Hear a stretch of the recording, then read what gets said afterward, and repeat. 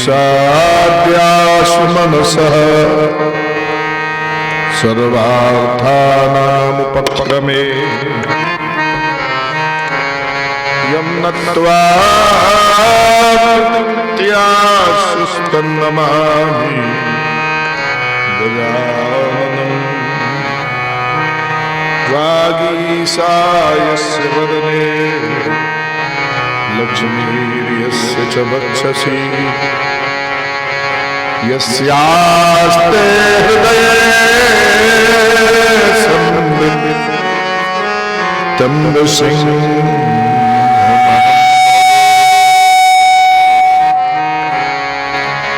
नमोस्तु रामाय सलक्ष्मणाय देव्यै च तस्यै जनकात्मजायै नमोस्तु रुद्रेन्द्र यमानिलेभ्यो नमोस्तु चन्द्रार्कमरुद्गणेभ्यः ओम नमः परमहंसास्वादित चरण कमल चिन्ह मकरंदाय भक्तजनमानस निवासाय श्री रामचंद्राय विश्वसर्ग विसर्गादीनवलक्षण लक्षितम् श्री कृष्णाख्यं परम धाम जगद्धाम नमामि तत् सिंदूरारुण विग्रहान् त्रिनयनान् माणिक्यमौलिस्फुरा तारानायक शेखरान् स्मितमुखी मापीनवक्षोरुहा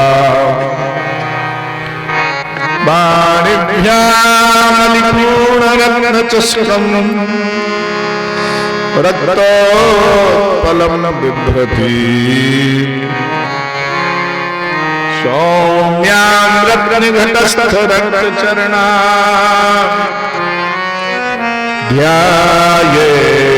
ध्यायेत् परामम्बिकाम्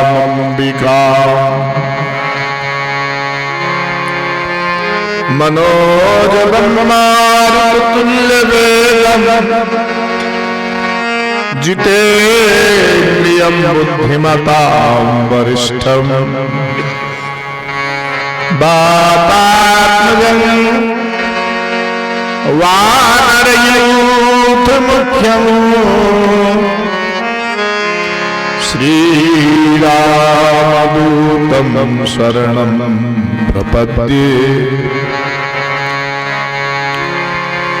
नमो धर्माय महते नमः कृष्णाय वेदसे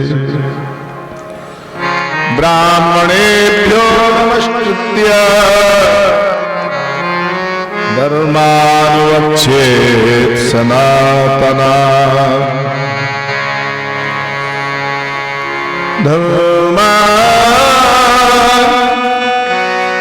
धर्मानुवक्ष्येत् सनातना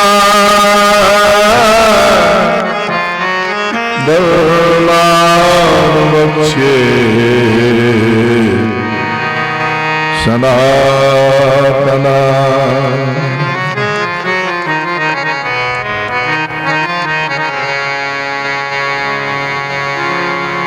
विष्णु स्वरूपा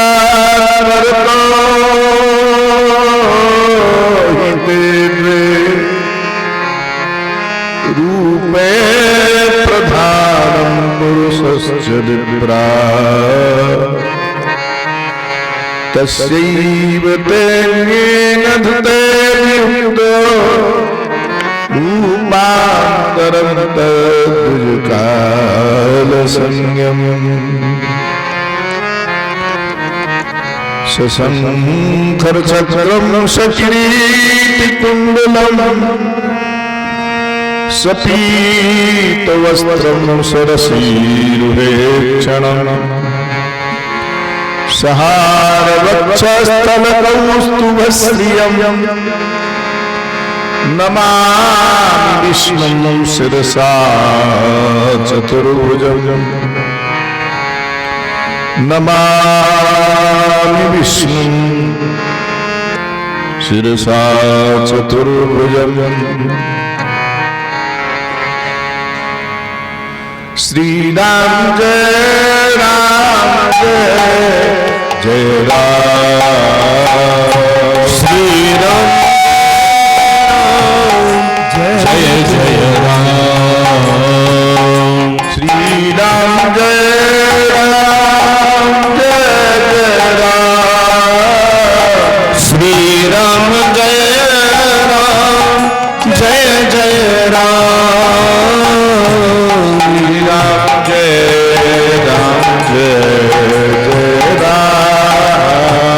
श्री राम जय राम जय जय जय राम श्री राम जय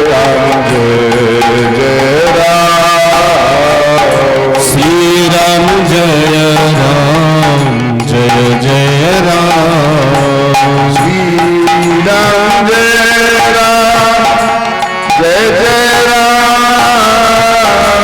श्री राम जय राम जय जय राम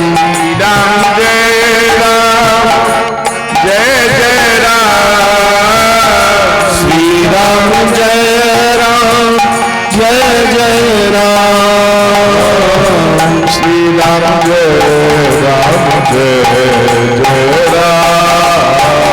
श्री राम जय राम जय जय राम श्री राम जय राम जय जय राम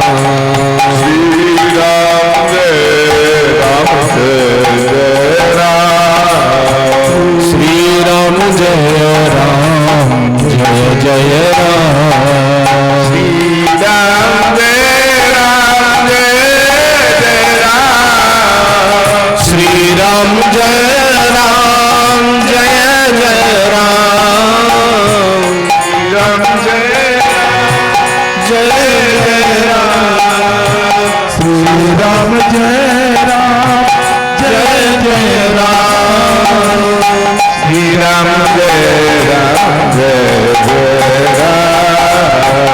श्री राम जय राम जय जय राम श्री राम जय राम जय जय राम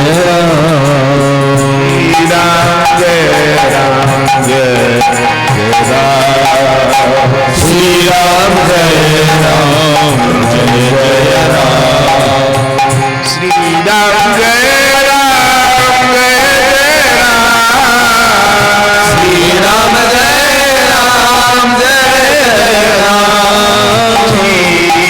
जय राम जय जय राम श्री राम जय राम जय जय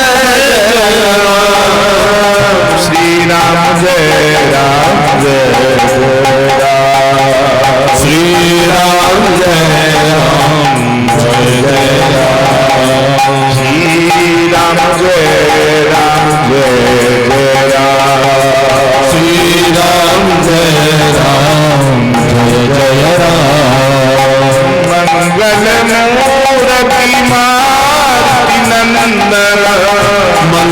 मंगलमूर्ति मारुति नंदन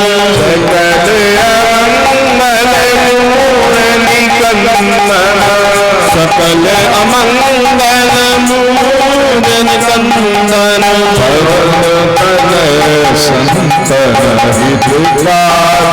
पवन तनय संतन हितकारी हृदय विराजत अवध बिहारी हृदय विराजत अवध बिहारी वंदो राम लखन बदेही वंदो राम लखन बदेही तुलसी के परम स्नेही तुलसी के परम स्नेही तुलसी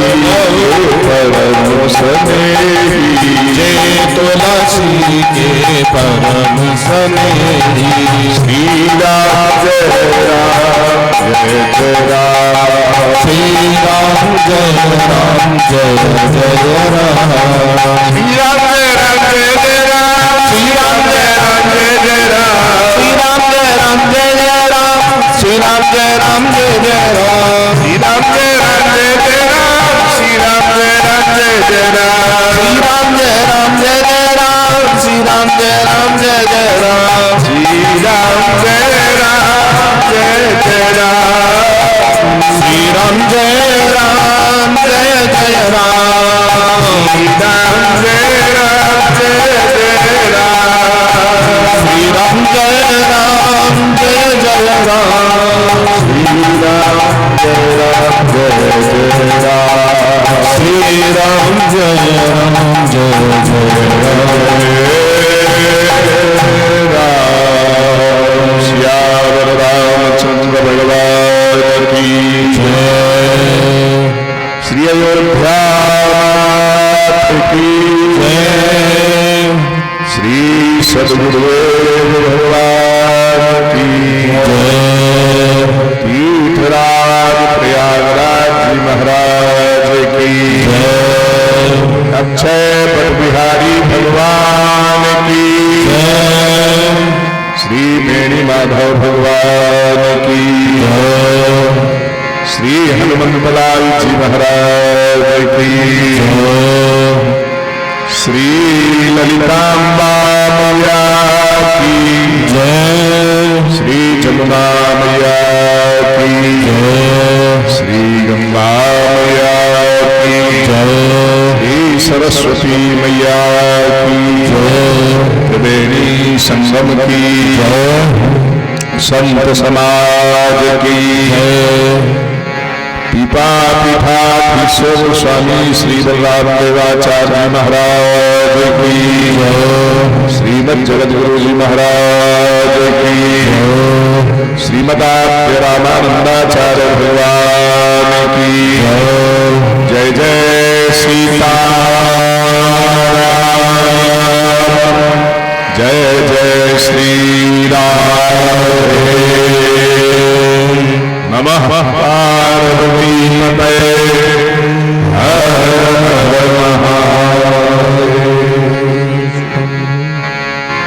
परात्पर पर पूर्णतम परमात्मा अकारण करण करुणा बनालय नित्य निभृत निकुंज बिहारी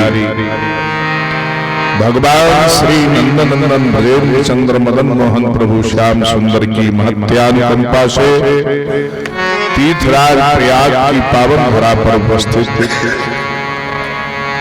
कुंभ मेला में पीपा पीठाधीश्वर पूज्य महाराज जी के सन्निधि में बैठ करके संत और भक्तों के आशीर्वाद को प्राप्त करते हुए उनके उपस्थिति में हम लोग यह पावन अवसर का लाभ ले रहे हैं। कल तक की कथा में हम लोगों ने शिव पुराण की विभिन्न कथाओं का श्रवण किया। कथाएं तो अनेक हैं, पर ऐसा भाव जागृत हुआ कि भाई थोड़ा सा विष्णु पुराण पर भी कुछ देख लिया जाए, थोड़ा थोड़ा कुछ अनुष्ठान के रूप में हम लोगों ने यहाँ सत्संग का स्वरूप बनाया है। पूज्य महाराज श्री के आशीर्वाद से महाराज जी प्रातः काल के प्रवचन में भक्ति परक उपदेश कर रहे हैं। समस्त साधनों का मूल यहाँ भक्ति है, ऐसा पूज्य महाराज जी के वक्तव्य से आप लोग सुन रहे थे। भगवान को पाने के जितने साधन हैं उनमें श्रेष्ठ साधन भक्ति है। भक्ति नित्येव गरी ऐसी बहुत ही दुर्लभ है भक्ति को करना, इसलिए जो भक्ति करते हैं उन्हें मुक्ति की चिंता नहीं करनी चाहिए। ऐसा महाराज जी के वक्तव्य में अभी हम लोग सुन रहे थे। सभी उपद्रवों का मूल नष्ट कर देती है भक्ति। जीवन में आने वाले जो उपद्रव हैं, गोविंद के पादार बिंदों में अविचल अनुराग प्रदान करती है भक्ति। अविचल अनुराग की प्राप्ति होती है भक्ति के द्वारा। भक्तिर्भागा, एक भाग को भक्ति कहा जाता है। जैसे एक पुष्प की एक पंखुड़ी उसका भाग है, इसी तरह से भगवान के एक अंश को वह भक्ति या भक्त कहा जाएगा। वह भक्त किसी चीज से विभक्त हो गया, अलग हो गया, उसको प्राप्त करने की क्रिया को भक्ति कहते हैं। तो भक्तिर्भागा, भजनात् भक्ति, भजन से भक्ति होती है। भजन करने से, स्मरण करने से, गाने से, गोविंद के नाम को गाए निमग्न होकर के ये भक्ति का स्वरूप है। भक्ति के विषय में विष्णु पुराण में बड़ा सुंदर वर्णन आया है। अष्टादश पुराण हैं हमारे यहाँ मुख्यतः। मद्वयम भद्वयं चैव भद्वयम वा चतुष्टयम अनापलिंग पुष्कानि पुराणानि प्रचक्षते। माँ से 2 पुराणों को उत्पन्न किया, मत्स्य पुराण और मार्कंडेय पुराण के नाम से उन्हें जाना गया। मद्वयम, भद्वयम, भा से 2 पुराण है, भागवत और भविष्य पुराण 4 हो गए। मद्वयम भद्वयं चैव वृत्रयम, ब्रा से 3 पुराण हैं, ब्रह्म पुराण, ब्रह्मांड पुराण, ब्रह्म वैवर्त पुराण, ये 3 हैं। वृत्रयम वा चतुष्टयम, वामन पुराण, 12 पुराण, विष्णु पुराण। ये वा से उत्पन्न होने वाले पुराणों का यहां संकेत किया गया है। इसलिए वा चतुष्टयम, 4 पुराण भाष्य हैं। आ से 1 पुराण, ना से 1 पुराण, ली से 1 पुराण, गा से 1 पुराण, कु से 1 पुराण, से 1 पुराण।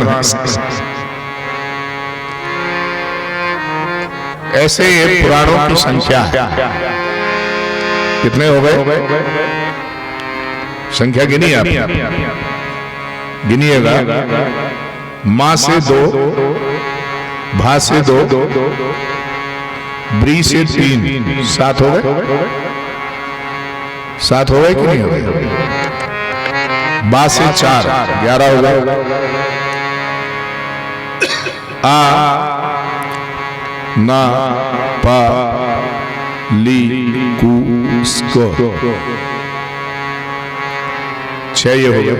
11 और 6 17 हो गए। पुराणानि प्रचक्षते, वी, आ, ना, प, ली, कु, स्का, नी, स्को, कु मानी, यहाँ कूर्म पुराण हो गया। ये कूर्म पुराण और जोड़ दो उसमें तो 18 हो गया। ये अष्टादश पुराण। आ से अग्नि पुराण, ना से नारद पुराण है, ली से लिंग पुराण है, गा से गरुड़ पुराण है, अनापलिंग गो, कु मानी कूर्म पुराण, स्क मानी स्कंद पुराण। ये 7 इस तरह से 11 और 7 बराबर पूरे 18 हो गए। ये अष्टादश पुराणों की संख्या ऐसे जान लेना चाहिए एक ही श्लोक से। श्रीमद् देवी भागवत में श्लोक आया है। इस श्लोक को याद कर लेने से पूरे पुराणों का नाम याद आ जाता है। क्यों भाई? वायु पुराण आदि लगा करके वायु, वामन, वाराह, विष्णु, ये 4 वकार से हैं। वायु का अर्थ होता है शिव पुराण। वायु पुराण कहा गया है शिव पुराण, इसलिए वायवीय संहिता है उसमें, उस पुराण में। शिव पुराण की आखिरी संहिता है वायवीय संहिता। तो वायवीय संहिता को जो प्रस्तुत करता है उसी को वायु पुराण कहते हैं, जिसमें सन्यास का निरूपण किया गया है।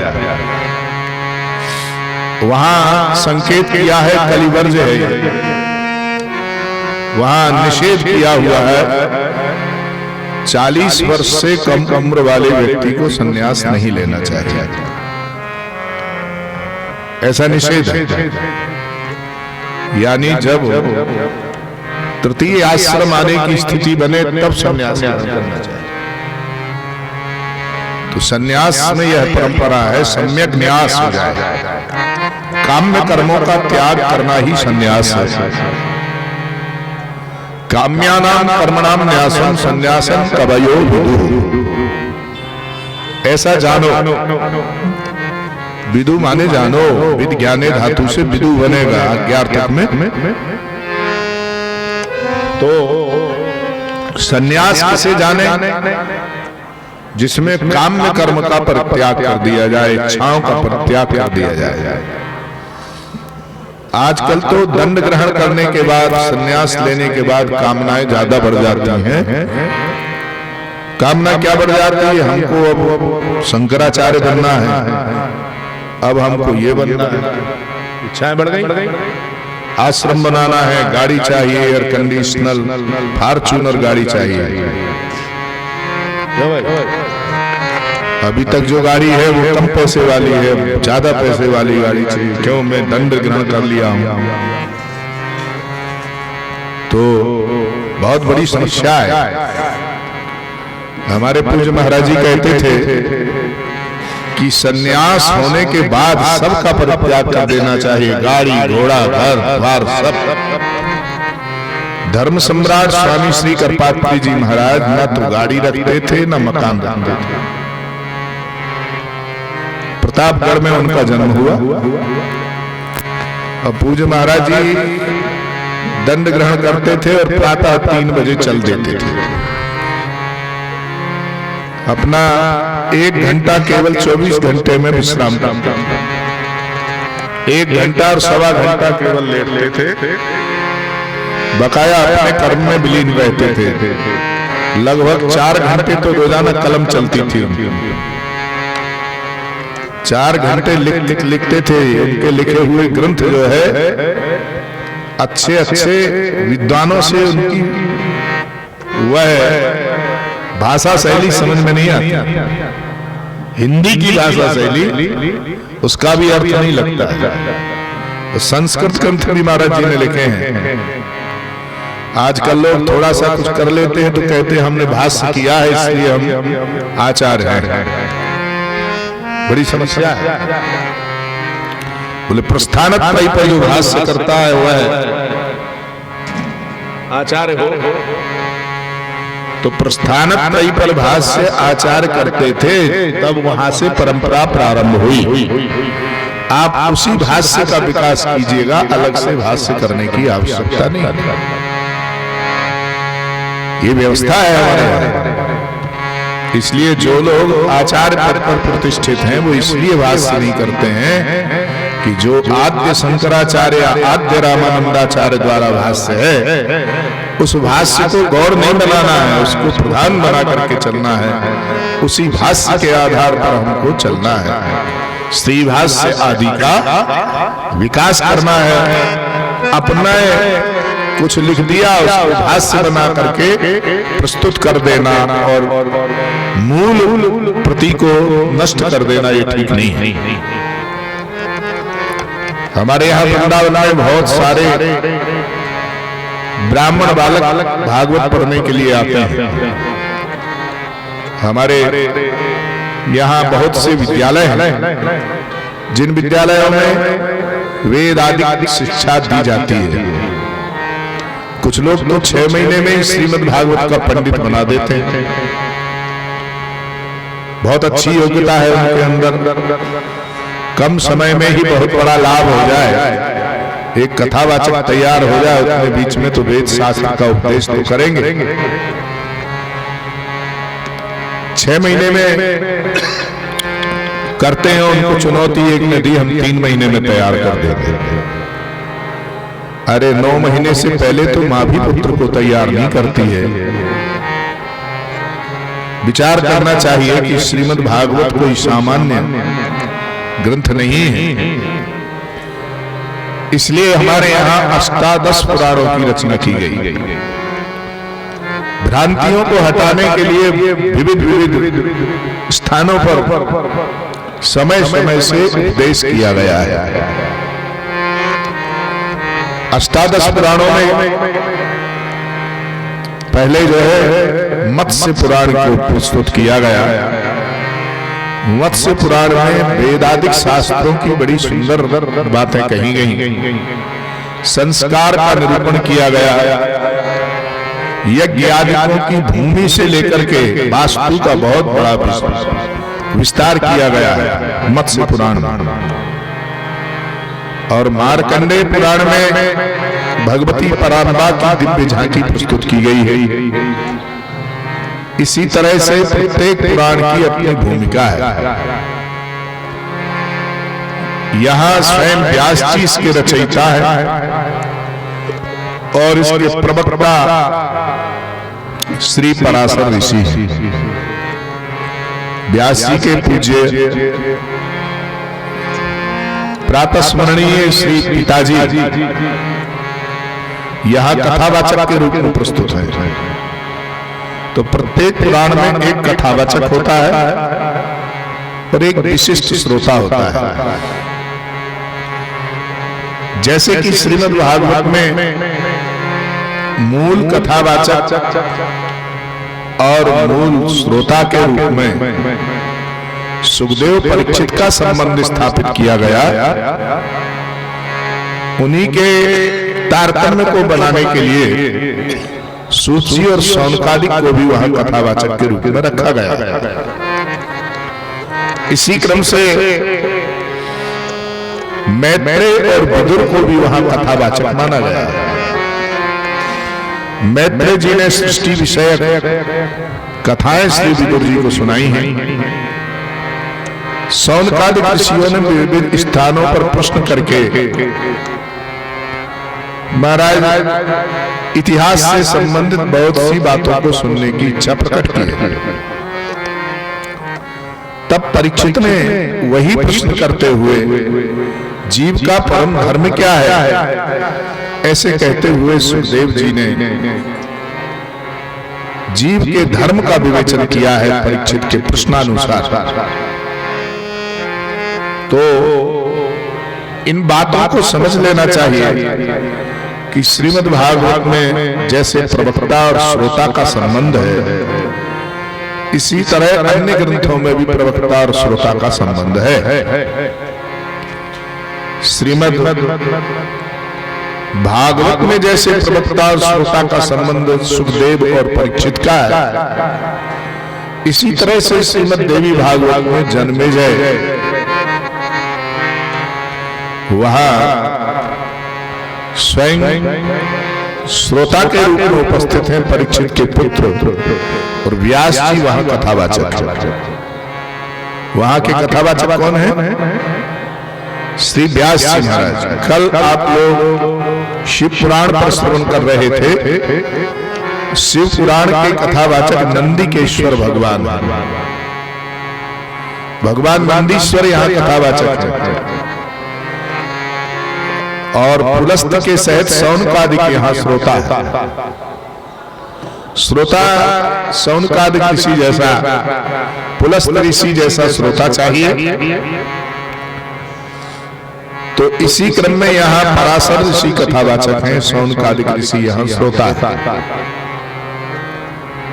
तो यह श्रोता और प्रवक्ता का बड़ा अद्भुत संबंध होता है।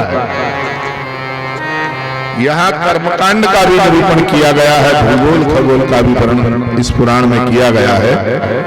राजवंश का और कृष्ण चरित्र की अनूठी झांकियां यहाँ प्रस्तुत की गई है। ध्रुव प्रहलाद आदि के चरित्र और सृष्टि विषय प्रश्न भी यहाँ रखे गए। भगवान स्वयं जो है यहाँ शंकर प्रकट होकर के बाणासुर के उस यज्ञ में आते हैं और उस यज्ञ को पूर्ण कराते हैं, जो श्री कृष्ण का और बाणासुर का एक युद्ध रूप में भागवत में प्रस्तुत करते हैं। उसकी यहाँ झांकी है। वो झांकी जो भागवत में प्रस्तुत की गई उसकी पूर्ति यहाँ हुई आगे।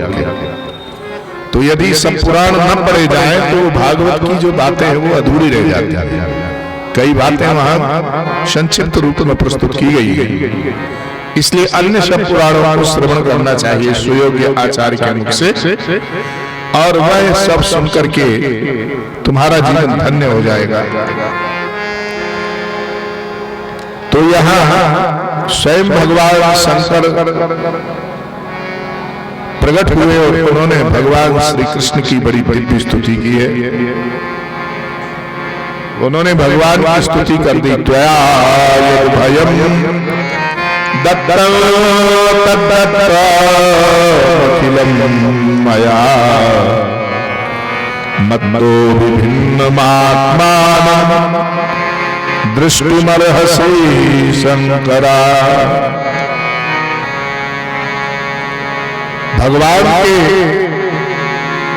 दिव्य रूप में प्रकट होने से भगवान शंकर का ऐसा अद्भुत रूप है महाराज, तीन नेत्रधारी। श्री कृष्ण कह रहे हैं मेरा कब वो समय अच्छा आएगा जब मैं उन भगवान त्रिनेत्रधारी प्रभु शिव का दर्शन करूंगा। यो शतं गच्छेदं सर्वदेवा सुरमानुषं मत्तो नान्यदशेषं यत्तत्त्वं ज्ञातुं मिहारहसि। अविद्या मोहिता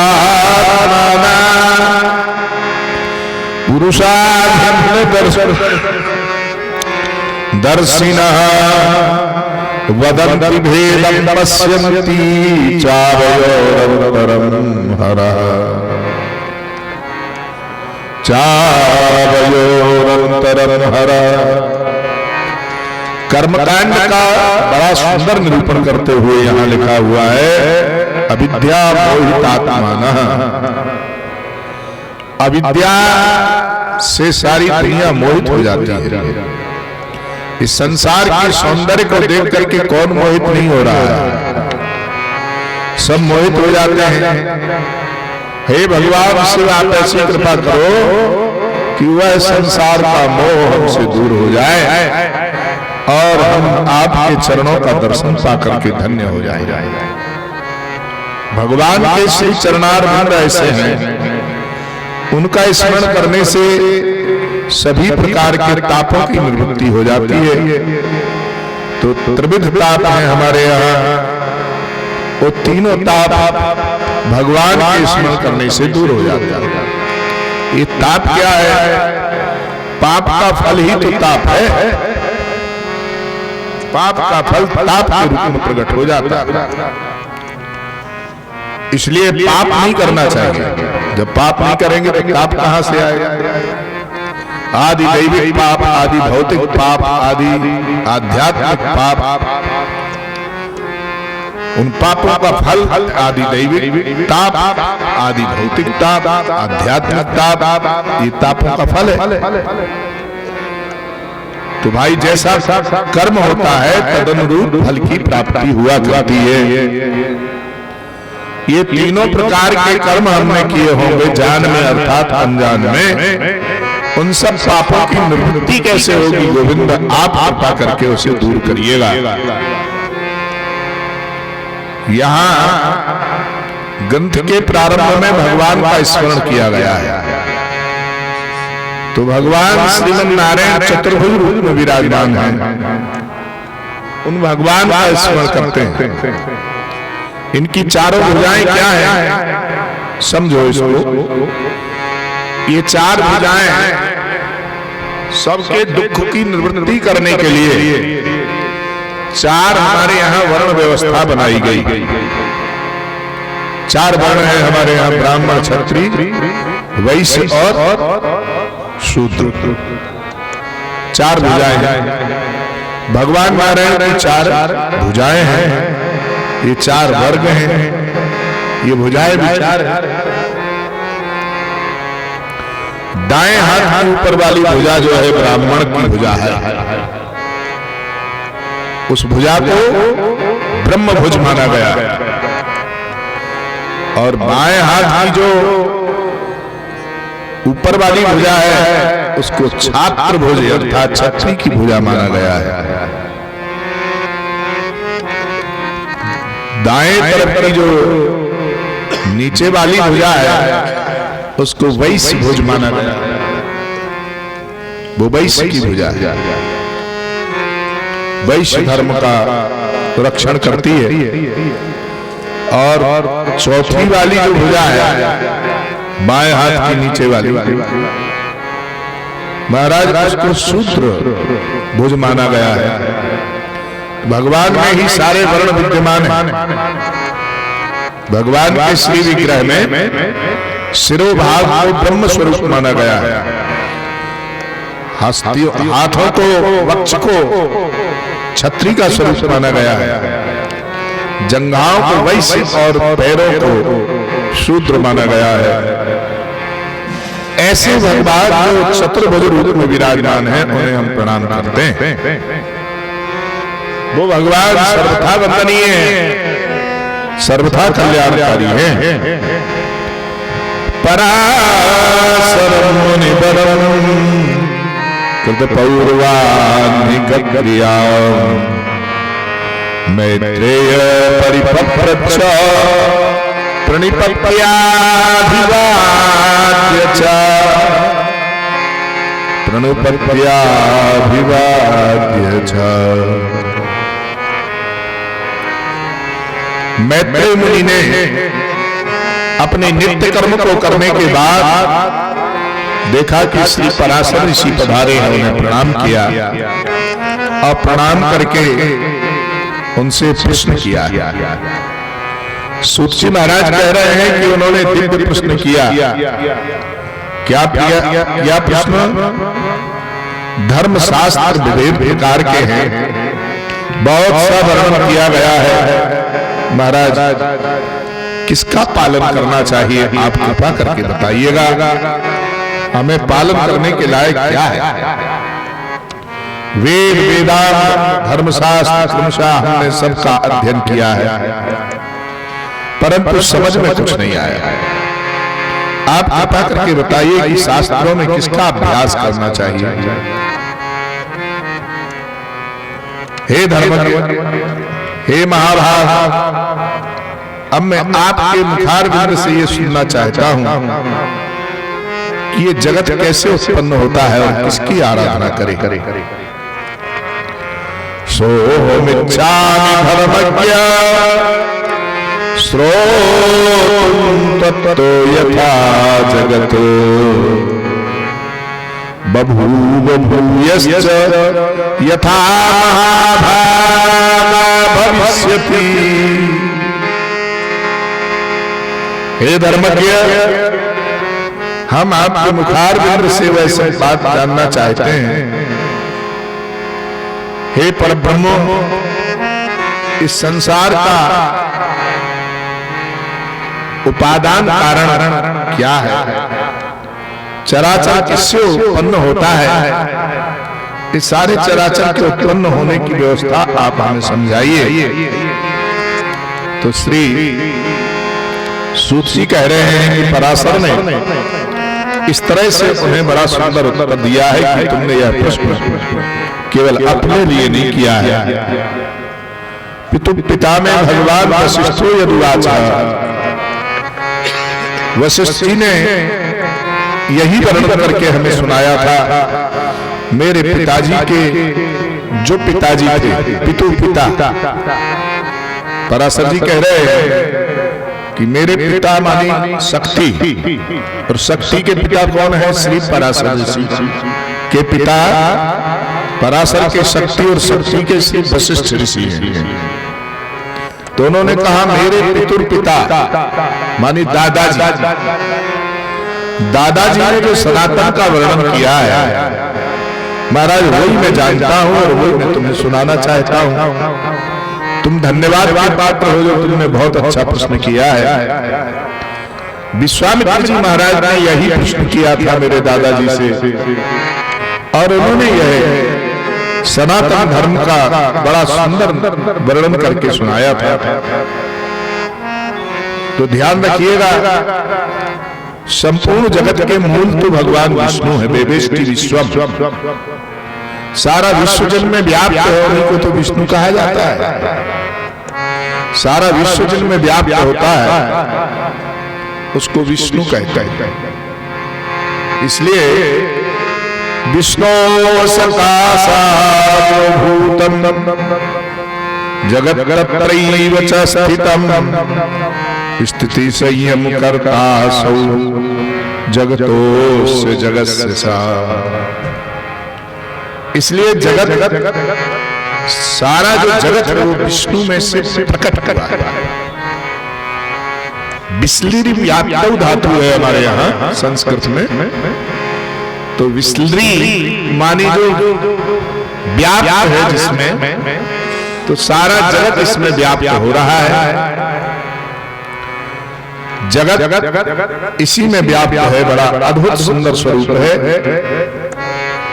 स्थिति संयम करता सब, भगवान केवल व्याप्त ही है ऐसा नहीं, वो संयम भी रखते हैं सारे जगत पर, सारे जगत का पालन करते हैं, सारे जगत का नियम उसको अपने अनुकूल बना करके रखते हैं।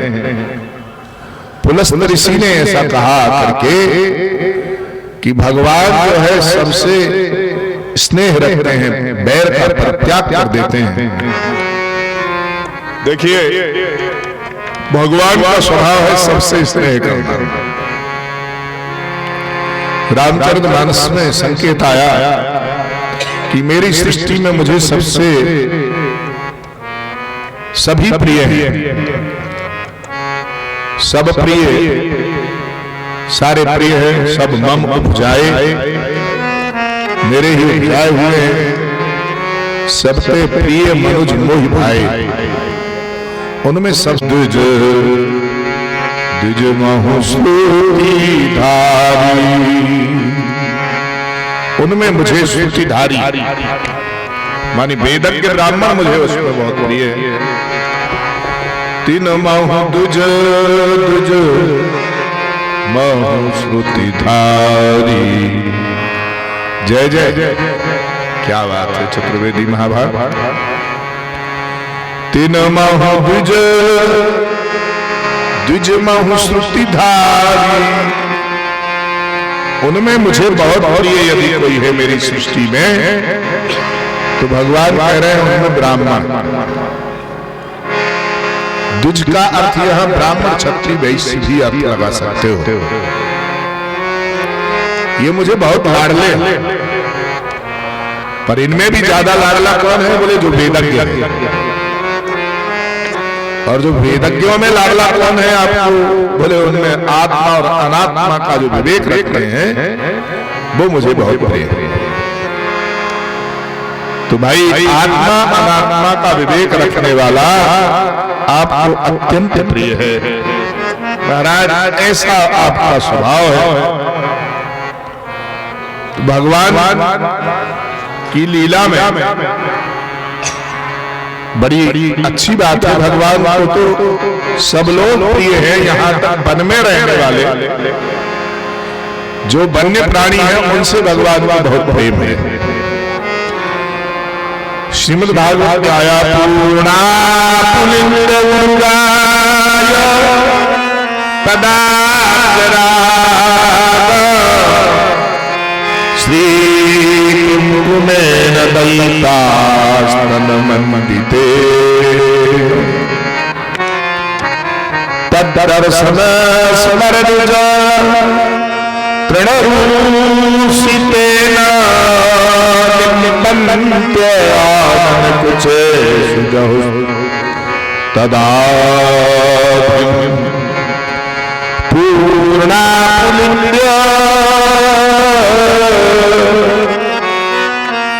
महाराज वो किरातनियां, वो भीलों की बच्चियां भगवान को देख करके बड़ा आनंदित हो रही हैं। श्री रघुनाथ जी को भी देख करके वह वन में रहने वाली उन देवियों ने विचार किया कि वाह वाह वाह क्या सुंदर सौंदर्य है। महाराज देखते बन रहा है अद्भुत छवि, इतने सुंदर, पर इनके साथ जो ये सुंदरी है ये कौन? उनसे पूछने लगी। अब नारी नारी की बात जानती है, तो उन्होंने उनसे पूछा कि ये कौन है तुम्हारे? सुमुखी कहो आई तुम्हारे। हे सुमुखी, ये बताओ कि तुम्हारे कौन है? उन्होंने कहा आपको क्या बतावें, यही प्राणाधार है। अच्छा नहीं समझ पाई बेचारी। गांव की वो जंगल की रहने वाली भीलनियां, उनको इतना ज्ञान नहीं है, इसलिए वो नहीं समझती हैं कि इन्होंने क्या इशारा दिया है। तो ऐसे बार बार अंचल ढाक करके ऊपर से जो है आंचल को ढाके हुए दिखा करके मान लो ये संकेत करना चाहती हैं कि यही मेरे प्राणनाथ हैं। सीता जी ने जब ऐसा दिखाया तो बेचारी वो नहीं समझ रही थी। उन्होंने कहा सही सही बताओ ये कौन है? और ये जो दूसरा एक और गोरा गोरा है ये बड़ा सुंदर है, ये कौन है? तो उन्होंने कहा ये तो सहज स्वभाव वाले जो हैं ये कोई और नहीं है, ये तो साक्षात मेरे देवर नाम लखन लघु देवर मोरे, बड़े सुंदर है। और ये जो कोट मनोज लजावन हारे, अरे सखी ये बताओ कि ये करोड़ों कामदेवों को लज्जित कर देने वाले कौन है? सुमुख खाओ को आई तुम्हारे को आई, ये कौन है तुम्हारे? तो जानकी जी ने सारा परिचय देते हुए अंत में ये बताया कि यह मेरे प्राणनाथ पूर्णा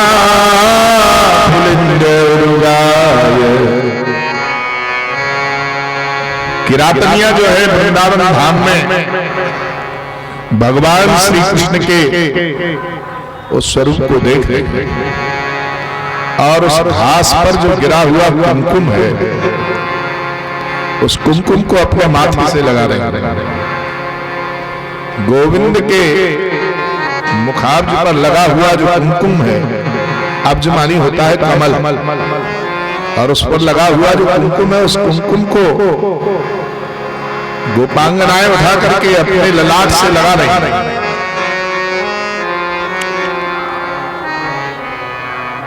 और वह बड़ी आनंदित हो रही है। जब उस कुमकुम का दर्शन करती हैं तो बड़ी आनंदित होती हैं कि ये कुछ और नहीं हो सकता है, साक्षात मेरे कन्हैया यहाँ से गए हैं और उनके चरणों का जो कुमकुम है, उनके ललाट में लगा हुआ जो कुमकुम है वही यहाँ हो सकता है, गिरा हुआ।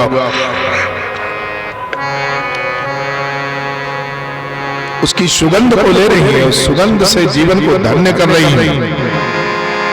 हमारे यहाँ ब्रज की ऐसी अद्भुत महिमा है कि महाराज श्री कृष्ण का स्मरण वो उस वन में कर रही है, और स्मरण करते हुए वो गोपांगनाएं श्री कृष्ण की छवि का निरूपण करते हुए कह रही हैं कि महाराज कितने सुंदर हैं।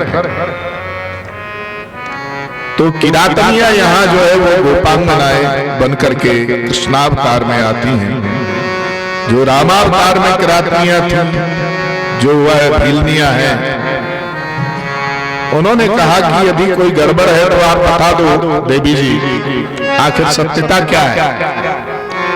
कहीं तुम्हें ये लोग किसी तरह से भगा करके तो नहीं लाए? आप सही सही बताओ, हम आपका पूरा सहयोग करेंगे। हमारे पास बहुत नुकीले नुकीले शस्त्र हैं, उनका उपयोग करते ही सब कुछ तुम्हारी समस्या हल हो जाएगी। इसलिए देवी आप चिंता मत करिए, आपकी चिंता को हम दूर करने के लिए यहाँ बैठे हुए हैं, इसलिए आपके साथ हैं हम, आपकी समस्त चिंताओं को समूल नष्ट कर देंगे। महाराज ऐसी अद्भुत बात कहने से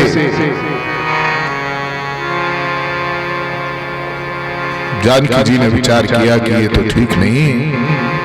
वो बोली नहीं नहीं, हमें इतने सुंदर लग रहे हैं, कहीं तुम धोखे में आ गई हो तो हमें बता देना। तो उन्होंने जानकी जी को पूछा है कि आप सत्य सत्य बताओ।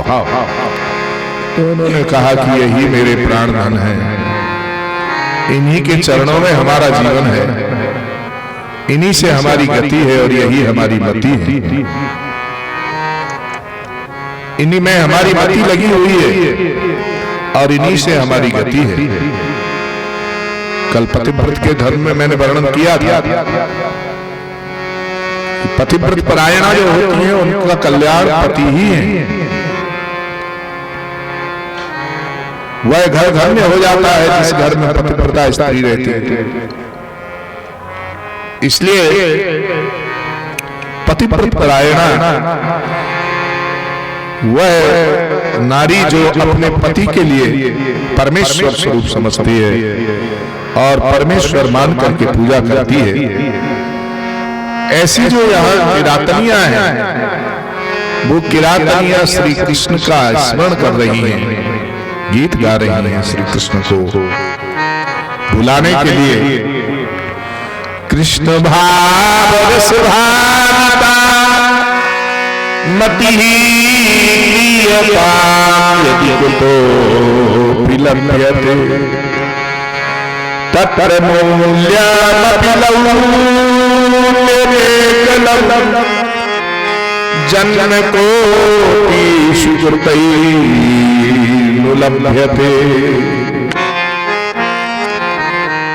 जन्म जन्मांतरों के कल्प कल्पांतरों के युग युगांतरों के पुण्य प्रभाव से आज गोविंद का दर्शन मिला है। और गोविंद का दर्शन पाने के बाद लोग विषय का चिंतन क्यों करेंगे? वो किरातनियां कह रही हैं विषय भोग के लिए तो इतने जन्म मिले थे, कितने जन्मों तक हमने भोग किया। भोग करते करते करते करते करते भोग करने का अभ्यास बन गया है। क्यों भाई? रोटी खाते खाते रोटी खाने का अभ्यास हो जाता है। तो हमारे बाबा यह जो पूजा करते हैं वो भोजन नहीं करते हैं, तो उनको चिंता ही नहीं रहती करना भी है कि नहीं करना है। अन्न का परित्याग कर रखा है, तो कितनी भी बढ़िया बढ़िया भोजन बनवाओ उन पर कोई असर पड़ने वाला नहीं है। हम लोग बढ़िया बढ़िया चटपटे मीठे तीत कसाए सड़रस व्यंजनों का आस्वादन करते हैं, पर बाबा को पूछो कि बाबा रसगुल्ला कैसा है? उन्होंने कहा लाला ये तुम ही स्वाद लो, ये तुम्हारे भाग्य का विषय है। इसलिए जन्म कोटि शतैर नुलभ्यते, करोड़ों जन्मों तक जब जब तप किया होगा ऐसे पदार्थों से स्वाद से बचे होंगे, तो आज श्री कृष्ण रस का आस्वादन करने मिल रहा है। ये कृष्ण रस सबको नहीं मिलता है। ये कृष्ण कथामृत का जो रस है, इस रस का आस्वादन करने के लिए मिल रहा है। किरातनियां कह रही हैं कि हमसे बड़ा सौभाग्यवान कौन होगा?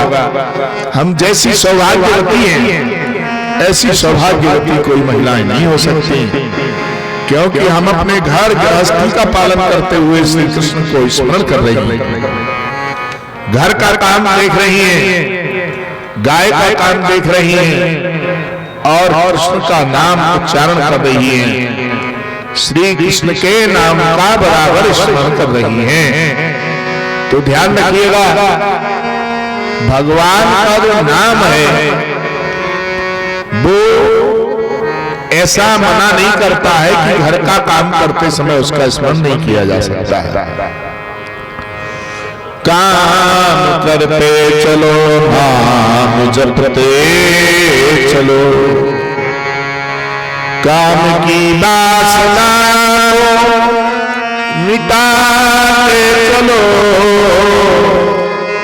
काम की वासना को मिटाते चलो, कृष्ण गोविंद गोपाल गाते चलो,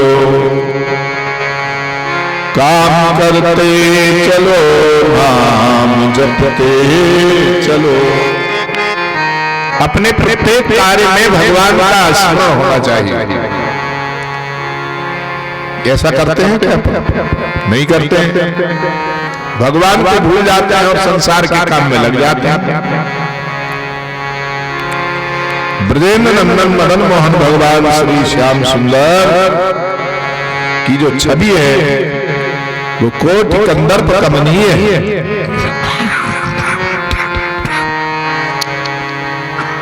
करोड़ों करोड़ों कामदेवों के मन को आकर्षित कर लेने वाली वह दिव्य भगवान की जो झांकी है, उस झांकी को गोपियां देख करके आनंदित हो रही हैं और कह रही हैं, आज यदि कोई धन्य है तो हम लोग हो। क्या श्री कृष्ण यहां से निकले हैं, उनके चरण इस बालू धूल पर पड़े हैं, इस दूरबा पर पड़े हैं और कृष्ण के चरणों की जो कुमकुम है वो यहाँ लगी हुई है, इस कुमकुम को हम अपने माथे पर लगाते हैं। अच्छा, हम लोग सड़क पर जाते हैं, लाखों करोड़ों संत जहां से निकल रहे हों, वो धूली यदि माथे से लगाएं, पहले तो संत लोग सब मेला में पैदल चलते थे और अब तो व्यवस्था ऐसी हो गई कि अब पैदल चलने का काम समाप्त। अब तो वाहनों में यहाँ दरवाजे तक ऑटो छोड़ने आ रहा है। पहले हम लोग आते थे तो यहाँ तक दारागंज तक तो किसी साधन से आ जाते थे, और दारागंज से पैदल हाँ कोई 75-76 में हम लोग उधर से पैदल यहाँ अपना बैग कंधे पर लिया और चल दिए। उस समय धर्म सम्राट स्वामी श्री करपात्री जी महाराज विराजते थे और वो देखे ब्राह्मण लोग आए हुए हैं, देखो भाई विप्रों को पहले भोजन कराओ, थके हुए होंगे। सबसे ज्यादा उनका ये ध्यान देता था कहीं कोई ब्राह्मण भूखा न रह गया हो। और जब उनका प्रवचन सुनते थे, आहा क्या आनंद होता था।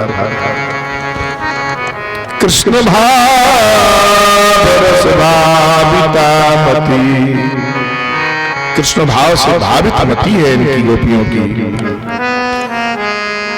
कह रहे हैं कि हमारी मति कब ऐसी होगी कि हम भगवान श्री कृष्ण से भावित हो जाएंगे।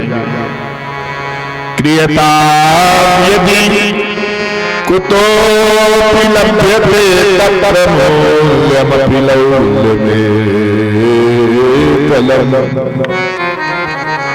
जन्म को सुकृतैर्न लभ्यते, करोड़ों जन्मों का पुण्य जब एकत्रित हो जाएगा तब श्री कृष्ण में प्रेम होता है। कृष्ण में प्रेम ऐसे ही थोड़ी होता है। एक बार देख ली झांकी हो गया काम। लोग बोले हमें कृष्ण का दर्शन हो जाए। अरे किसको दर्शन नहीं होता है, रोजाना दर्शन देते हैं पर हम पहचानते ही नहीं। तो दर्शन तो रोजाना देते हैं पर हम लोग उन्हें सामान्य मनुष्य समझ लेते हैं। आप मनुष्य की आकृति में मिलना चाहते हो, मनुष्य आकृति में आ जाएंगे, अथवा जिस रूप में आप उनको देखोगे उसी रूप में वो आपको मिल लेते। परंतु आपके नेत्रों में वो क्षमता नहीं कि आप पहचान पाओ यही भगवान है। शिव पुराण की कथा जब चल रही थी तो उस दिन भगवान शिव का वर्णन में कर रहा था, और उस जैसी ही छवि में यहां प्रकट हुए कोई महापुरुष। हमें तो लगता कि साक्षात भगवान शिव ही रहे होंगे, और अदृष्ट हो गए थोड़ी देर में ही। हम इंदौर में कथा कह रहे थे शिव पुराण की, तो वहां भगवती जगदम्बा प्रकट हो गई बीच में, कहीं से आई और आकर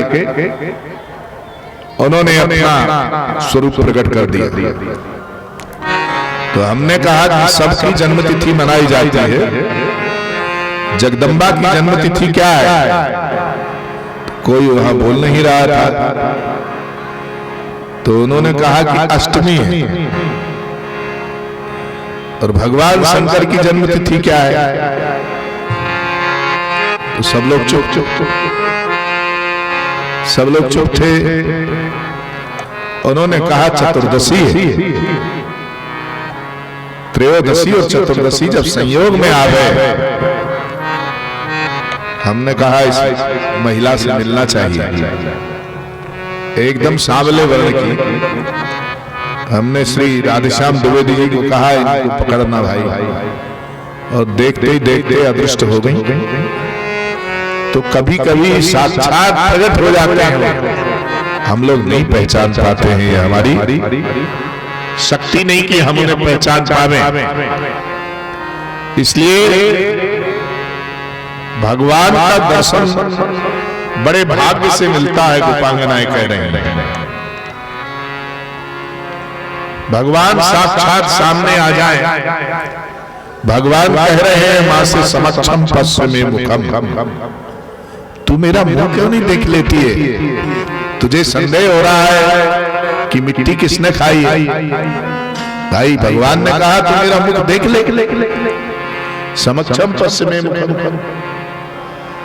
सम्यक रूपेण स्वच्छैः मे मुखम पश्य, अपने आंखों से मेरे मुख में तू झांक करके देख ले कि मैंने क्या खाया हुआ है।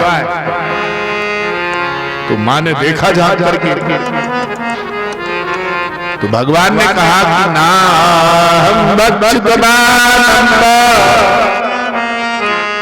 सर्वे मिथ्याभिशंसिनः यदि सत्यगिरस्तरहि समक्षम पश्चिमे मुखम, ना हम किंचित बाह्यम, बाहर का कुछ भी मैंने नहीं खाया।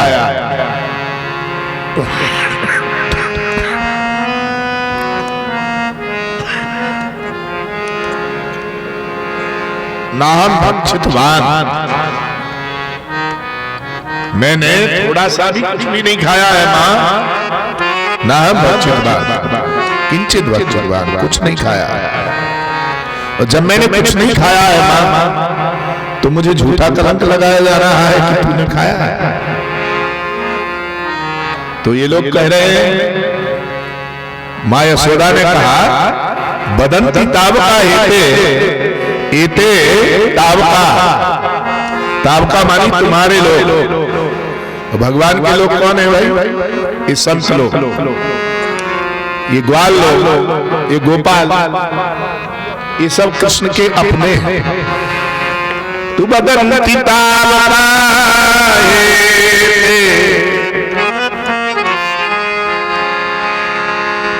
महाराज, ये तो कह ही रहे हैं, पर तुम्हारे भ्राताश्री भी कह रहे हैं।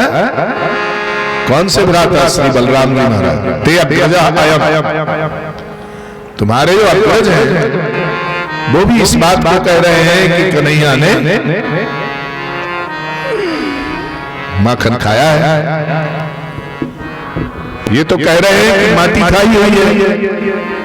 तो अब हमें समझ में नहीं आ रहा है कि तुमने माटी खाई है या माखन खाया है। तो माँ तू देख ले मैंने माखन खाया है कि मिट्टी खाई है कि क्या खाया है। नाम किंचित बाह्यम भक्षितवान् किंतु सर्वम वदन्तस्त्येव। माँ तू मेरे अंतःकरण में या मेरे मुख में झांक करके देख ले मैंने क्या खाया हुआ है, तुझे पता चल जाएगा। यहां थोड़ा सा अर्थ लगा लीजिएगा आप लोग।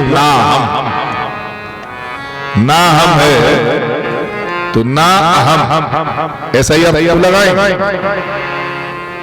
भक्षितवान् मैंने नहीं खाया, यही अर्थ होगा। पर टीकाकारों ने इसका अर्थ बदल दिया। नह बंधने धातु है, नह बंधने धातु से यह नाम बना। माया क्या करती है? सारे जगत को बांध लेती है। माया का काम है, माया बंधन में डालती है। तो माया का भाव क्या है? बंधन में डालना, ये उसका भाव। तो माया कार्यम इदम जगत, ये सारा जगत बंधा हुआ है। माया से कृष्ण को बांधा हुआ है, इस सारे जगत के जीवों को माया ने बांध लिया है बंधन में। तो माया कार्यम इदम जगत, ये सारा जगत जो है माया का कार्य, और ये सारा माया का स्वरूप है। इस माया से कोई बच सकता है क्या? नहीं बच सकता है। तो इस जगत से बचने का प्रयास कर रहे हैं पर बच नहीं पा रहे हैं। माया कार्यम इदम जगत, इस जगत को बांध लिया है भगवान ने, माया ने बांधा हुआ है। तो भगवान ने विचार किया कि जब माया ने सारे जगत को बांध लिया है तो उस माया को हटाना चाहिए। क्यों भाई? माया बीच में से हट जाए। ये जगत सबको बांध रहा है, इसलिए इस जगत में जो भी आता है वो बंधन में पड़ जाता है। भगवान ने यह विचार किया कि जो जगत में आएगा वो बंधन में आ जाएगा। तो हमारे प्रेमी भी इस बंधन में ना आ जाए, इसलिए भगवान ने उस सारे जगत को ही अपने मुख में रख लिया। अब माया कार्यम इदम जगत से यहाँ ना धातु थी सो ना बन गया। क्या बना? ना बना। और ना को द्वितीया के एक वचन में ना हम बनेगा। क्या बनेगा? ना हम। ना को यही तो अर्थ होगा उसका। ना को भक्षितवान् खाया है, मैंने ना को खाया है।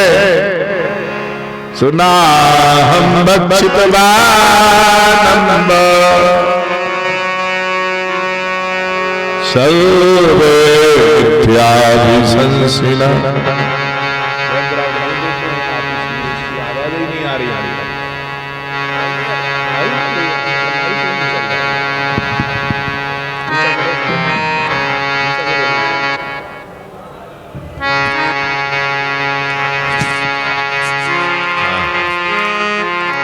ना हम भक्षितवान्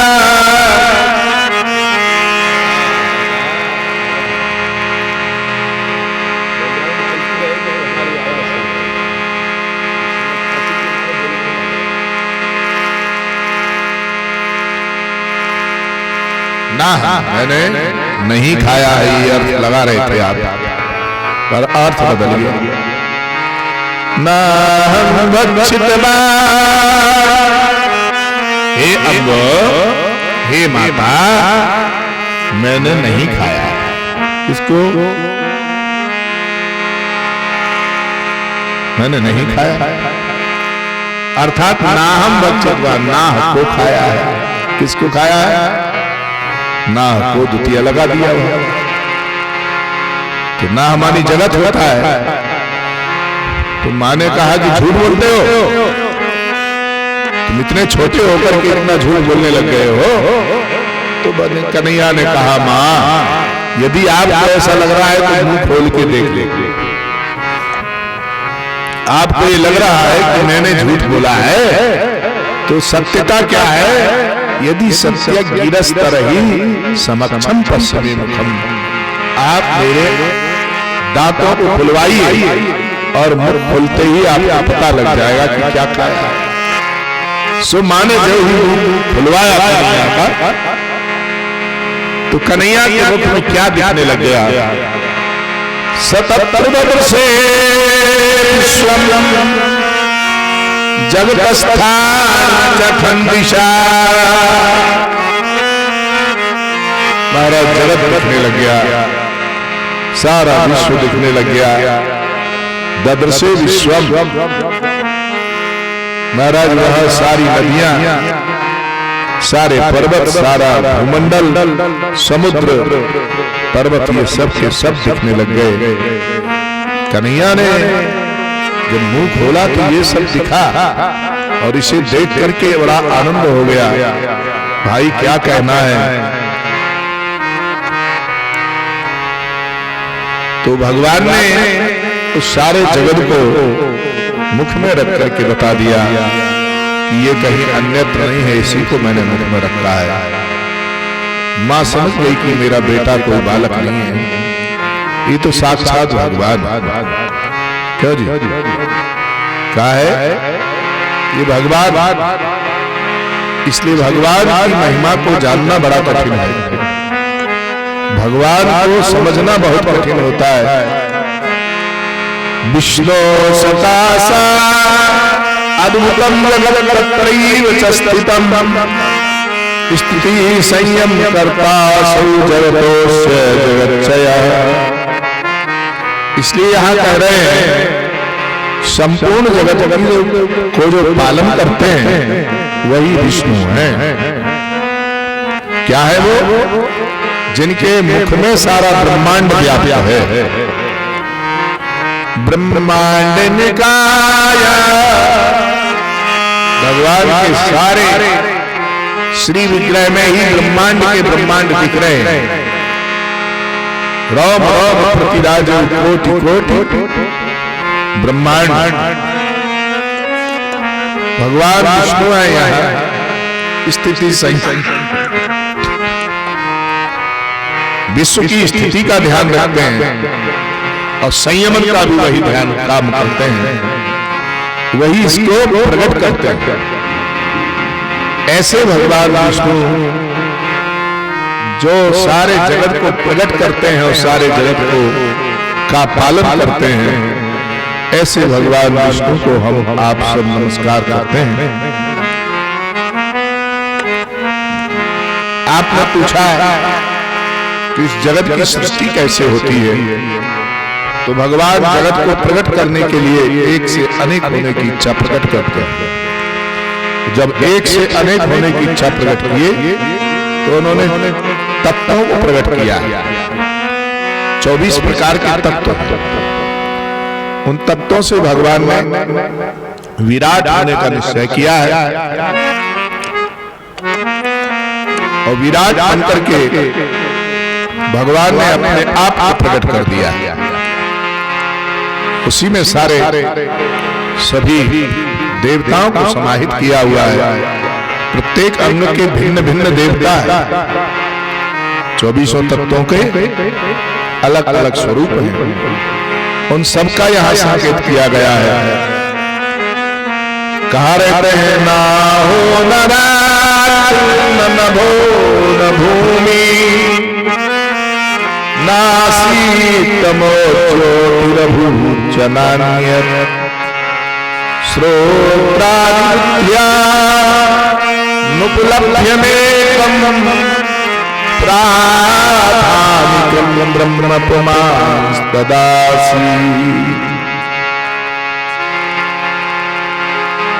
महाराज वही सारे जगत को जब अपने आप में विलीन कर लेते हैं तो शिव स्वरूप में प्रकट हो जाता है। जगत को अपने आप में विलीन करते हैं। आपने देखा अभी मुख में ब्रह्मांड, सारे ब्रह्मांड मुख में व्याप्त हैं। वो सारे ब्रह्मांडों को अपने मुख में अर्थात अपने श्री विग्रह में ही विलीन कर लेते हैं। जैसे कोई बालक खिलौना बनाता है, शाम को खेलते खेलते तोड़ के फेंक भी देता है। ऐसा है, घर बना लिया, हमारा घर है, ये तुम्हारा घर है, ऐसे मिट्टी के घरौंदा बना करके उसमें रहते हैं।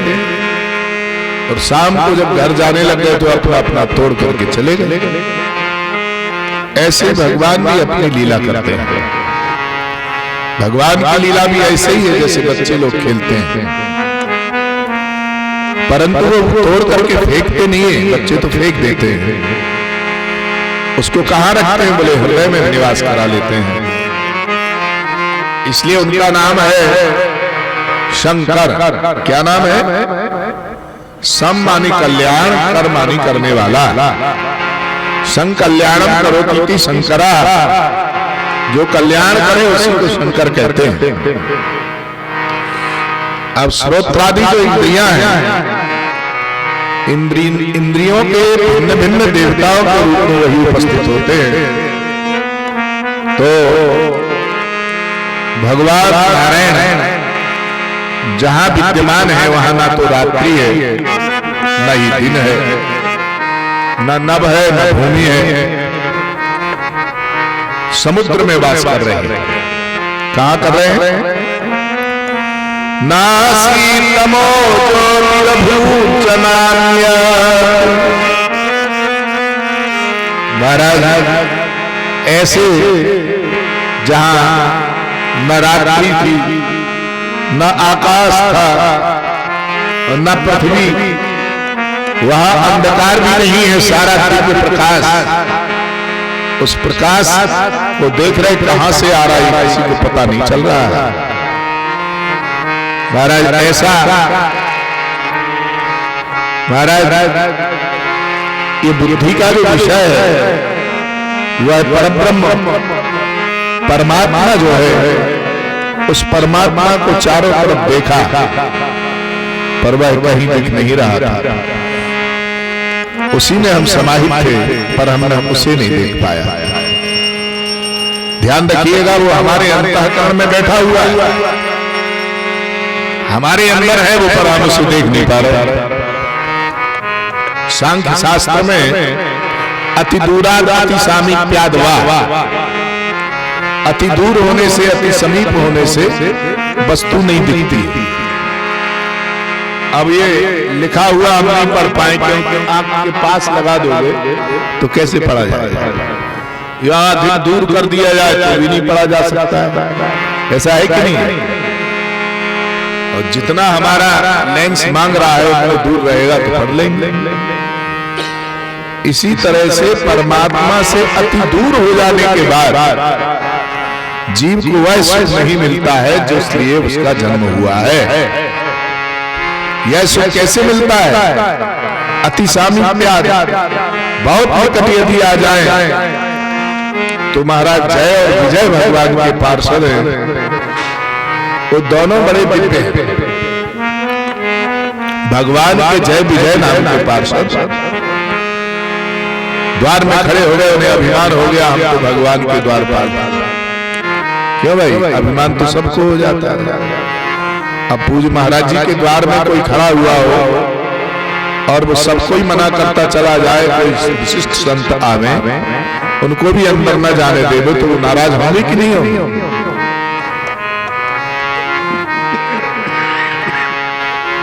क्रोध आ गया। सनत कुमार को गुस्सा आया और उन्होंने कहा, अच्छा तुम हमें रोक रहे हो, अंदर जाने से रोकते हो, इसलिए हम तुम्हें साप दे रहे हैं। क्या? बोले तुम 3 जन्मों तक राक्षस बनोगे। राक्षसों जैसा काम कर रहे हो, भगवान से दूर करते हो। भगवान से दूर करने वालों तुम्हारी दुर्गति हो जाएगी, तुम राक्षस बन जाओगे। उन्होंने कहा ठीक है, जो अनुग्रह हो आपका सो करिए, हमको तो आप में भी भगवान का ही दर्शन हो रहा है। जय और विजय को राक्षस होने का साथ दे दिया और वो 3 जन्मों तक राक्षस बन के आए। यहां हमारे पूज्य श्री बक्सर वाले पूज्य मामा जी, पूज्य महाराज जी यहाँ एक गीत गाते थे, वो बड़ा अच्छा लगता था। वो कहते थे कि भाई भगवान जो भी बना दे सो हम बन जाएंगे, जो बनाओ सो बन जाएंगे, जहां भेजो वहीं जाएंगे, जो बनाओ सो बन जाएंगे, जहाँ भेजो वहीं जाएंगे, जहां भेजो वहीं जाएंगे, जहाँ भेजो वहीं जाएंगे, जो बनाओ सो बन जाएंगे, जो बनाओ सो बन जाएंगे, जहाँ भेजो वहीं जाएंगे, जहाँ भेजो वहीं जाएंगे,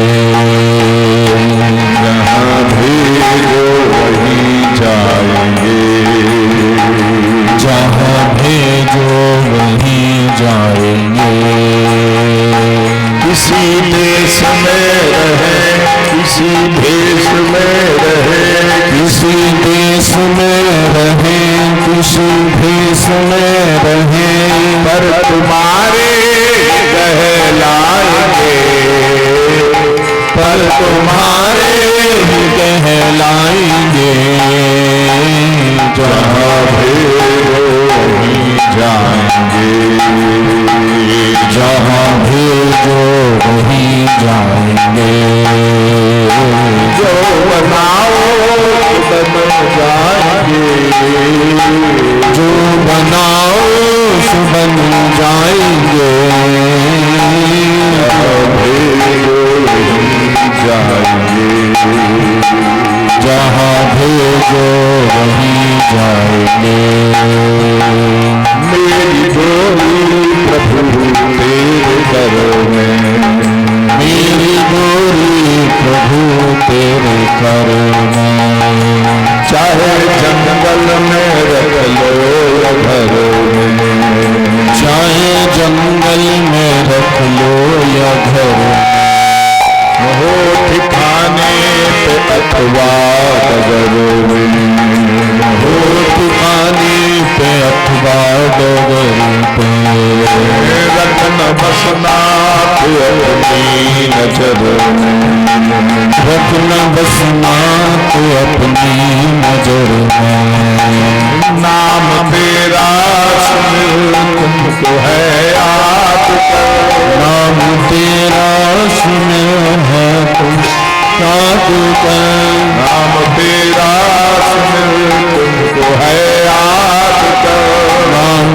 तेरा सुने तुमको है याद कर, मन को तुमसे ही बहलाएंगे, मन को तुमसे ही बहलाएंगे, जहाँ भेजो वहीं जाएंगे, जहाँ भेजो वहीं जाएंगे, जो बनाओ सो बन जाएंगे, जो बनाओ सो बन जाएंगे, जो बनाओ सो बन जाएंगे, जो बनाओ सो बन जाएंगे, जहाँ भेजो वहीं जाएंगे, जहाँ भेजो वहीं जाएंगे, मन वचन से तुम्हारे रहेंगे, मन वचन से तुम्हारे रहेंगे, मन वचन से तुम्हारे रहेंगे, मन वचन से तुम्हारे रहेंगे, कुछ कहेंगे तो तुमसे कहेंगे, कुछ कहेंगे तो तुमसे कहेंगे, जो दिया वो खुशी से सहेंगे, जो दिया वो खुशी से सहेंगे। प्रेम सरिता तुमरे बहेंगे, प्रेम सरिता में तुम्हारी बहेंगे, प्रेम सरिता में तुम्हारी बहेंगे।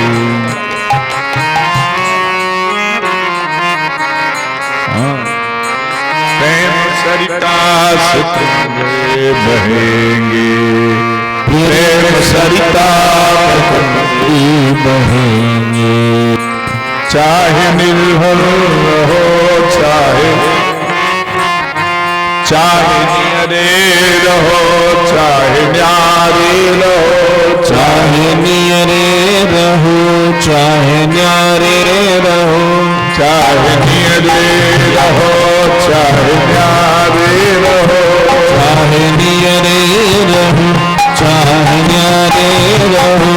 सदा तेरे ही गुण गाएंगे, सदा तेरे ही गुण गाएंगे, जहाँ भेजो वहीं जाएंगे, जहाँ भेजो वहीं जाएंगे। जो बनाओ सुबह बन जाएंगे, जो बनाओ सो बन जाएंगे, जो बनाओ सुबह बन जाएंगे, जो बनाओ सो बन जाएंगे। जहाँ भेजो वहीं जाएंगे, जहाँ भेजो वहीं जाएंगे, जहाँ भेजो वहीं जाएंगे, जहाँ भेजो वहीं जाएंगे। कोई अर्जी न कोई बुलाना, कोई अर्जी न कोई बुलाना, कोई अर्जी न कोई बुलाना, कोई अर्जी न कोई बुलाना। तेरी रुचि में ही भगवान रहना, तेरी रुचि में ही भगवान रहना, तेरे निर्दिष्ट पथ को ही कहना, तेरे निर्दिष्ट पथ को भी कहना।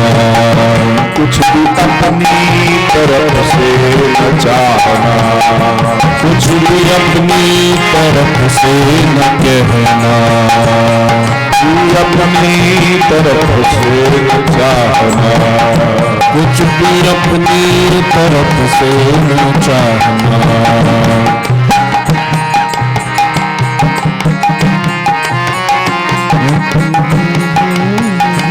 मन को तुमसे बहलाएंगे, मन को तुमसे ही बहलाएंगे, वहीं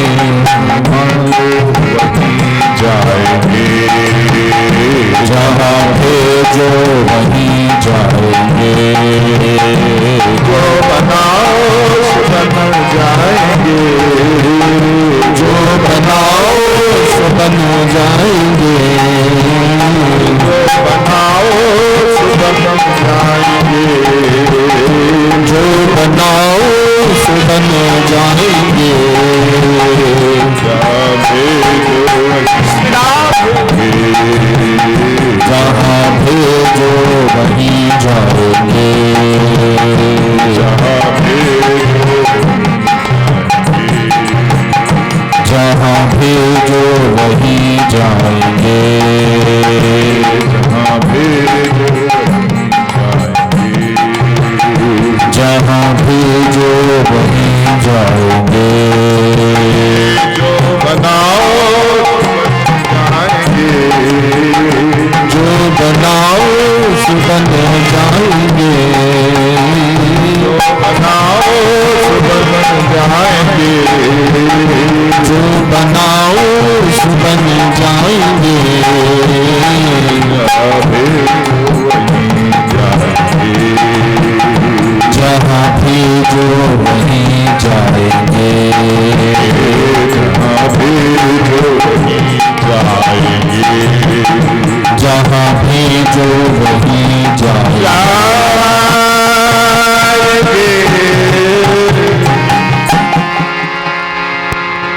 भगवान से प्रार्थना कर रहे हैं, आप जहां भेज दोगे हम वहीं चले जाएंगे।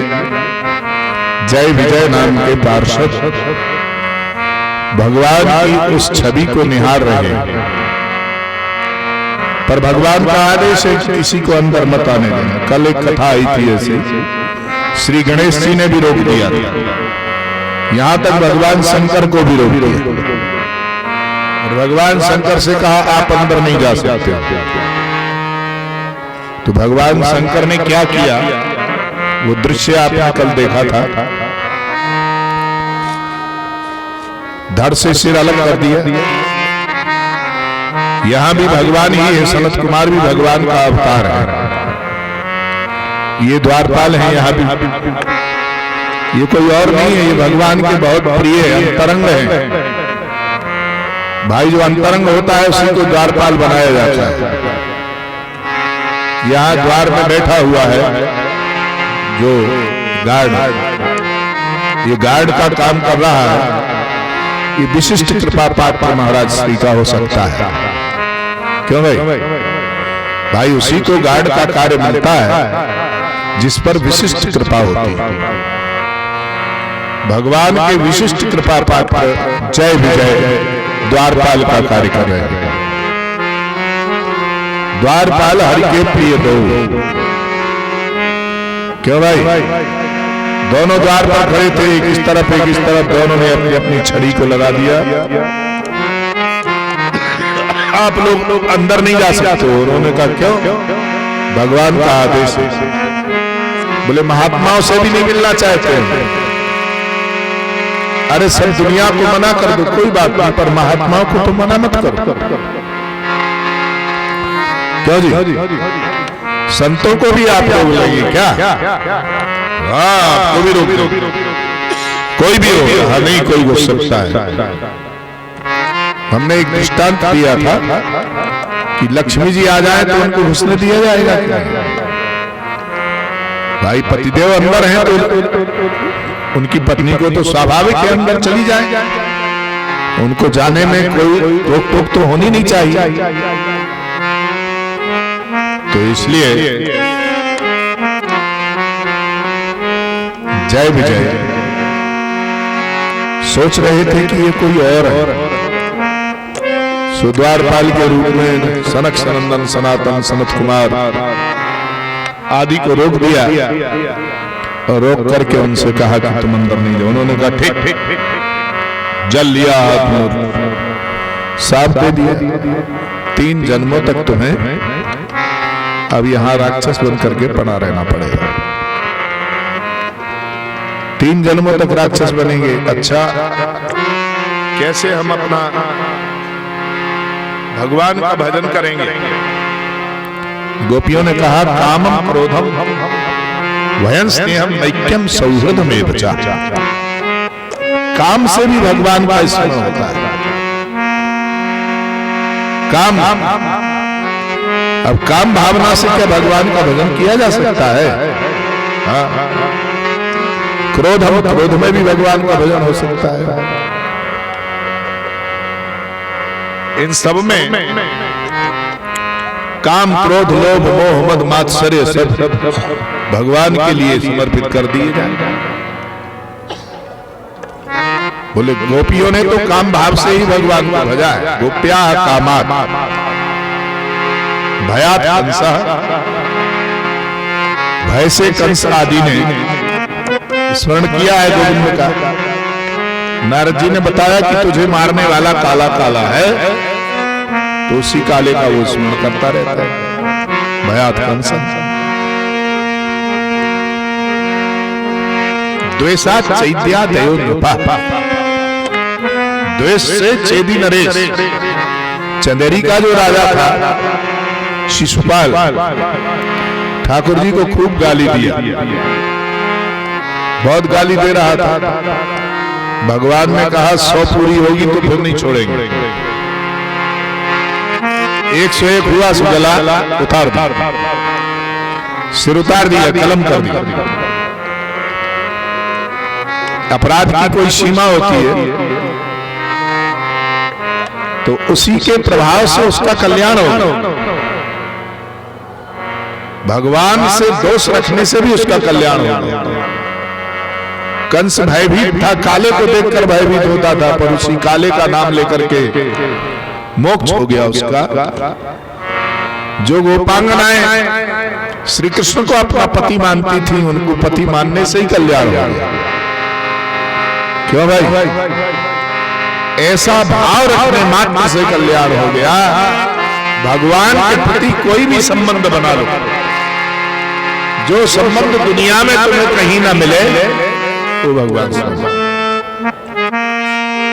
मीरा ने इसलिए अपना संबंध कांत भाव भगवान के प्रति रखा। स्वामी है हमारे पति। गोपांगनाओं ने उन्हें अपना पतिदेव माना है, अपना ईश्वर माना है।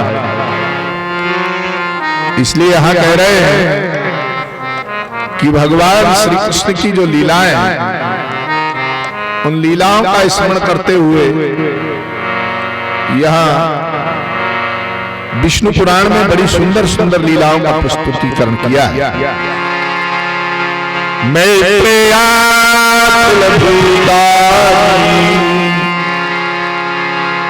जगत्ते कारणीकृते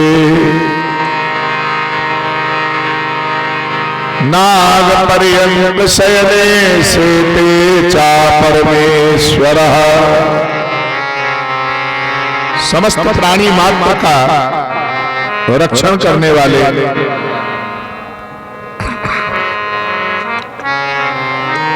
संसार को जब जलमय बना देते हैं भगवान, तो शेष की सैया पर विराजमान हो जाते हैं। कहां शयन करते हैं वो? शेष की सैया पर, काल पर विश्राम करते हैं। शेष काल है ना, काल के ऊपर शयन करते हैं। प्रारंभ में इस सृष्टि का क्रम बताते हुए उन्होंने कहा कि भगवान जो है अपनी सृष्टि करने के लिए अपने सभी तत्वों को इकट्ठा कर लेते हैं। सत्तया सर्वभावानां मां चिंतज्ञान गोचरा यतो ब्रह्मणस्तस्मात् सर्गाद्या भाव सत्तया। मैत्रेय मुनि को उन्होंने बड़ी सुंदर बात बताई है। अपनी शक्ति के सहित भगवान उसमें विराजमान हो जाते हैं और समस्त विषयों को इकट्ठा कर लेते हैं। इकट्ठा करके महाराज, जैसे अग्नि की शक्ति उष्ण शक्ति होती है, जलाने वाली, दाहिका शक्ति होती है, इसी तरह से सभी तत्वों की भिन्न भिन्न शक्ति है। वो समस्त शक्तियां स्वाभाविक रूप से उसमें वास करती हैं और भगवान इस जगत को दिव्य बनाने के लिए उस जल के बीच में रहते हैं। जल जो है नार होता है। नार क्या होता है? जल को नार कहते हैं। नार को जिसने घर बनाया है उसको नारायण कहते हैं। भगवान वहां दिव्य 100 वर्षों तक विराजमान रहते हैं और उन 100 वर्षों को पर कहा जाता है और उसके आधे समय को परार्ध कहते हैं। महाराज ऐसे यहाँ काल का बड़ा सुंदर स्वरूप प्रकट करते हैं। काल माने समय की गणना करते हैं। महाप्रभु जी से किसी ने पूछा कि आप क्या कर रहे हो? बोले हम आराधन कर रहे हैं। किसका? ब्रजेश तनय का। ब्रजेश के पुत्र है। ब्रजेश मानी नंद के बाबा, नंद बाबा, और नंद बाबा के बेटा का हम यजन कर रहे हैं। कहाँ रहते हैं वो? बोले आराध्यो भगवान ब्रजेश तनया तद्धाम वृंदावन। वो वृंदावन रहते हैं। कैसा है वृंदावन? बड़ा रमणीय है। वहां जो एक बार चला जाता है उसे और कुछ अच्छा लगता नहीं है। वृंदावन इतना रमणीय है, रमण करने के लायक है। रमण करना मानी रहना, रमण करना मानी क्रीड़ा करना, वहां रुक करके कुछ भजन करना। रमण का अर्थ वहां भजन करना, अपना साधना करना, वहां रहना। आजकल तो कुटिया बना करके लोग रहते हैं, में रहना चाहिए, पर वहां रह करके भोग की इच्छा से नहीं, योग की इच्छा से, श्री कृष्ण के मिलन की इच्छा से वहां रहोगे तो तुम्हारा रहना सफल हो जाएगा। इसलिए भगवत चरणारविंदों में अपना मन लगा करके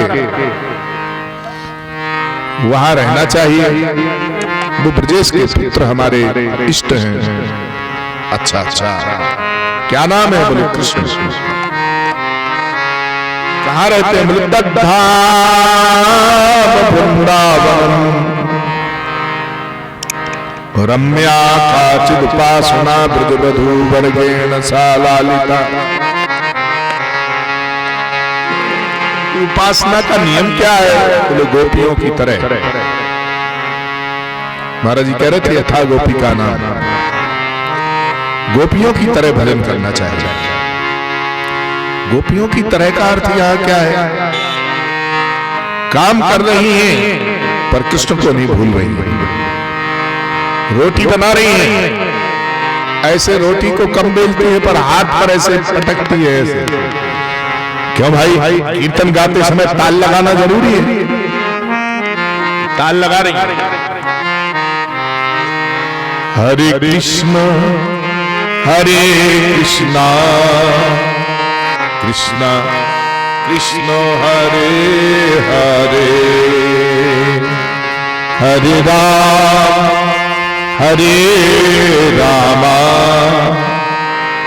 राम राम हरे हरे, हरे कृष्ण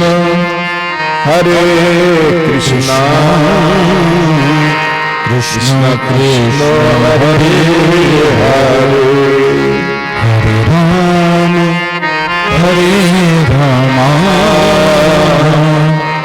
राम राम हरे हरे, हरे कृष्ण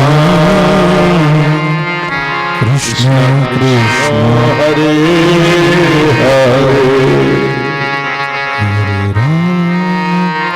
हरे राम राम राम हरे हरे।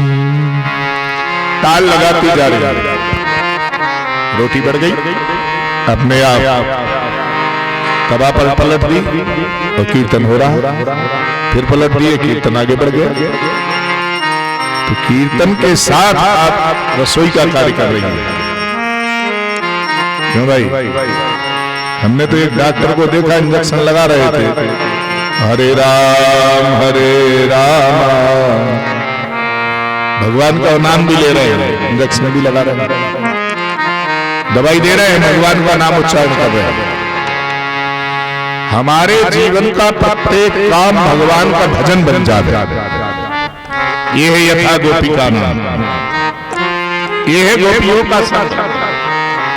गोपांगनाओं का प्रत्येक कार्य कृष्ण का कीर्तन बना हुआ है। जीवन में कोई भी ऐसा काम नहीं है जिसमें वो गोविंद का स्मरण न करती हो। इसलिए दृष्टांत दिया, गोपियों की भांति भगवान का भजन करना चाहिए।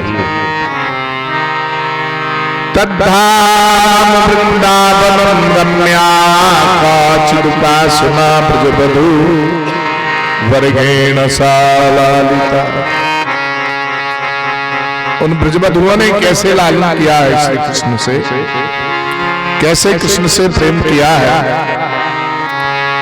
महाराज किसी ने अपना भाई माना, किसी ने अपना पुत्र माना, किसी ने अपना पति माना, अपना संबंध, पर इतना पवित्र वो वात्सल्यमयी ब्रजांगनाएं जो कृष्ण को अपना पुत्र मानती हैं, उनके स्तनों में दुग्ध भर आता है। महाराज जी अपने वक्तव्य में एक बात कह रहे थे कि वृंदावन में कथा सुनते सुनते माताओं का हृदय वात्सल्यमय हो गया, और ये आंखों देखी हुई बातें हैं, ये हम लोगों ने भी वो दृश्य देखे हैं। पूज्य श्री राम सिंहदास जी प्रवचन कर रहे हैं, तो 3 माताओं के स्तनों से दूध की धारा बह चली। गोपाल का नाम सुनते ही, गोविंद का नाम जब लिया कि लाला कन्हैया मैया की गोद में खेल रहा है, इतना सुनते ही उनके स्तनों में दूध आ गया। वृद्ध माताएं, वृद्ध माताओं के स्तनों में से दूध की धार बह गई। यह वात्सल्य, जिन्हें कांत भाव हो गया। आपने नाम सुना होगा, वृंदावन में एक बहुत बड़े विद्वान थे, स्वामी श्री नित्यानंद जी महाराज। मदन मोहन जी के मंदिर के सामने ही विराजते थे। मैं उनका विद्यार्थी रहा कुछ दिन। उनको कांत भाव आ गया भगवान के।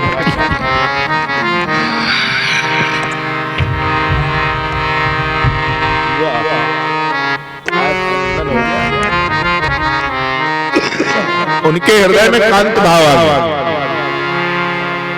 वो दंडी स्वामी थे, दंड का परित्याग कर दिया और बोले साड़ी लेकर के आओ, हम साड़ी पहने। बढ़िया साड़ी पहनी और पहन करके चले गए श्रीनाथ द्वारा। श्रीनाथ द्वारा में आज भी हैं वो, अभी शरीर पूरा नहीं हुआ। नीचे गौशाला में नीचे तरफ रहते हैं पूज्य स्वामी श्री नित्यानंद जी महाराज। सखी भाव आ गया, भाव सिद्ध हो जाता है। ये भक्ति का रस, जो भक्ति से कथा का श्रवण करते हैं और अपने जीवन में उसको उतार लेते हैं, सज्जनों उनका जीवन धन्य हो जाता है। जिसने पुत्र माना वो वात्सल्यमयी माताएं ब्रज में श्री कृष्ण को अपना दूध पिलाने के लिए घूम रही हैं। जहां कन्हैया मिल जाएंगे हम अपना दूध पिलाएंगे, गोविंद को ढूंढ रही है। और उनके हृदय में ऐसा भाव आ जाता है कि श्री कृष्ण आ गए और मेरी गोद में आए हैं। उसने तो स्तनों से धार बह चलती है, झर झर झर झर झर।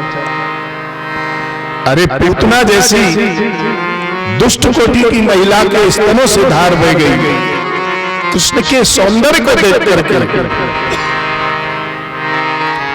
उसने तो कृष्ण को मारने के लिए साजिश की थी, परंतु उसके स्तनों का जो जहर था वो अपने आप पसीने के साथ वस्त्र से पुछ गया और स्तनों की धारा से स्तन पवित्र हो गए। स्तनों में से दुग्ध की धारा बही।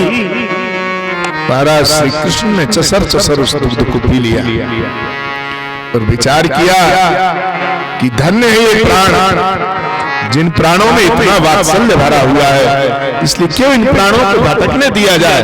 प्राण ही समम रोष समन बितो पिबत, प्राणों के सहित पान कर लिया।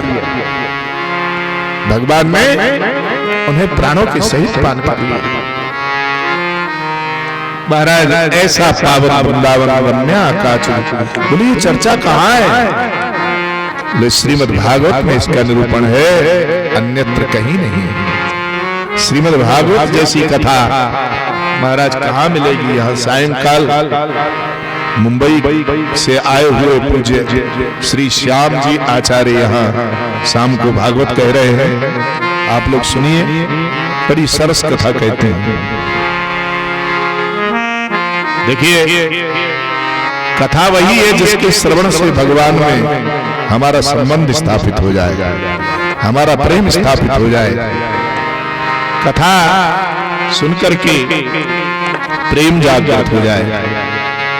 अरे जहां जहां कथा होती है वहां वहां हनुमान जी स्वयं पहुंच जाते हैं सुनने के लिए। तो हम लोग सोचते हैं कि कठिन हो रही है, हम क्या सुने, समझ में ही नहीं आ रही पंडित जी की कथा, कोई चल ही नहीं रहा पता कि कहाँ जाएगी। क्यों भाई? तो बहुत लोग सोचते हैं गा तो रहे नहीं है, कथा क्या है, अरे थोड़ा गाए वाए बजाए तो फिर चले काम। तो कथा केवल गाना नहीं होती है, ध्यान रखिए। कथा वह है जिससे तुम्हारे जीवन की थकान समाप्त हो जाए। कितने बार जन्म लिया है तुमने? 83,99,999 जन्म में थक चुके हो। क्यों भाई? थकित विषय रागम मानसम में पराधम, ये शरीर थक चुका है। कितने बार हमने जन्म लिया, उतने जन्मों के बाद यह थक गया है। अब तो आखिरी जन्म है मनुष्य का। अब भगवान से नहीं मिल पाए तो फिर कभी मिलेंगे कि नहीं मिलेंगे, यही चांस है। इसी चांस को चूकिए मत, इसका लाभ लीजिए। पर लोग विषय भोग से प्रेम करते हैं, संसार की वस्तु से प्रेम करते हैं, संसार के लोगों से प्रेम करते हैं। हम तो कहते हैं उन संसार के लोगों में ही भगवान का दर्शन करने लग जाओ। संसारियों में ही यदि हम गोविंद का दर्शन करने लग जाएंगे तो उन्हीं संसारियों में गोविंद का दर्शन तुम्हारा कल्याण करा देगा। इसलिए अपने प्रेमी में ही भगवान का दर्शन करना चाहिए। धन बहुत प्रिय है जिन लोगों को, वो धन की तरफ आकर्षित रहते हैं। जिन्हें कामनी स्त्री या कामी पुरुष चाहिए, वो कितने आकर्षित रहते हैं, उसके बिना उनका मन ही नहीं लगता है। ऐसा मन हमारा गोविंद के बिना तड़पने लग जाए। जैसा धन के लोग ही धन को तड़पते हैं, हाय पैसा, अरे 100 नहीं 500 चाहिए। धन के लिए कितने आकर्षित रहते हैं। ऐसा हमारा मन कभी हुआ कि हम गोविंद को ऐसा चाहें। कामहि नारी प्यारी जिनि लोभे, प्रिय जिनि दाम, तिमि रघुनाथ निरंतर प्रिय लागहि मोहि राम। इसी तरह से भगवान का नाम बहुत प्रिय हो जाए और हमारा मन उसमें लगने लग जाए, ऐसा हमारा जीवन का कल्याण होगा। तो भगवान के प्रति हमारा मन कितना आकर्षित होना चाहिए। महाराज, अत्यंत पवित्रतम यह अवसर है, भगवान की लीला का हम लोग श्रवण कर रहे हैं। उन परम मंगलमय स्वरूप श्री भगवान विष्णु का हम लोग स्मरण कर रहे हैं, जो सभी का कल्याण करने वाले हैं। ऐसे भगवान हमारा और आपका कल्याण करें। हम ब्रजवासियों का यही भाव है कि एक के नाम पाए हमारा मन भगवान में लगे। कीर्तन के द्वारा लगे तो ठीक है, किसी लीला को देखने से या सुनने से मन भगवान में लग जाए तो बड़ा दिव्य होगा। इन्हीं शब्दों के साथ 2 बार प्रभु के नाम का कीर्तन और